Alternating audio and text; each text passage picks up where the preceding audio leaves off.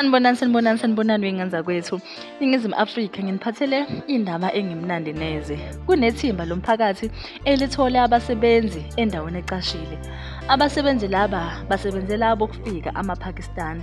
Balethwa ekuseni ngemoto bahanjiswe ntambama. Umsebenzi wabo ke ukuthulula amazimba emasakeni amakhulu. Amazimba lawa asuke se-expayile, asedlulelwe isikhathi kade a-expire.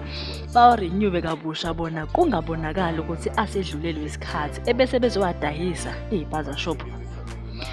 Kanti-ke into ebuhlungu kakhulu ngayo yonke lento abayenzayo ukuthi bayenza ngamabomu nangenhloso yokusibulala, ikakhulukazi abantwana abasuke bethenga kulezi zitoro zabo. Mihla yonke leyo kuphila bayashona abantwana emva kokudla ama-chips athengwa kulezi spaza shop zama-Parkistan.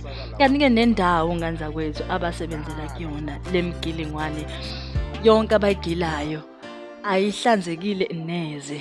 Kunamanye amasaka abawalanda enqoleni yezibi, okusho ukuthi mhlambe afika ngayo le nqola enkulu ngoba phakathi kwamanye amasaka kunanezibi kungcolile, kodwa bayawalungisa but bayenza bafake emaphekeni amasha amazimba bahambe wadayisa.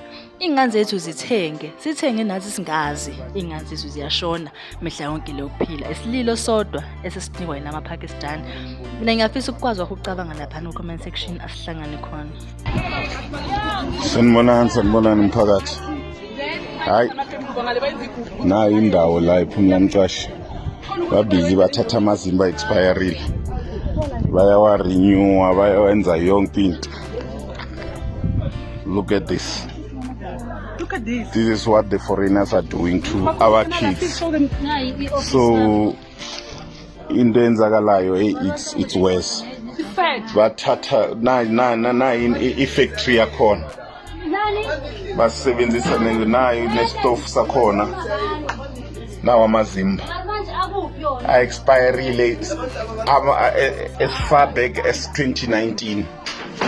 Babhizi bayawaklina bathi bona bayasithengisa. Look at this guys, la masaka lawa agcwele amazimba a-expireile kudala. Now yes. Nali bhini eliletha istock nawo amazimba akhona. Now amazimba abulile nawo ipackage yakhona bazowapaka la. Abantwana bethu mase badle izinto bagula.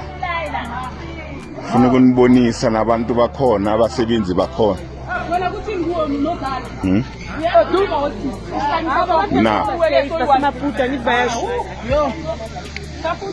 Yibo labo abarecycla izinto ezi-expireile. Nazi so batrendisi futhi abahlale endaweni babalethe ekuseni.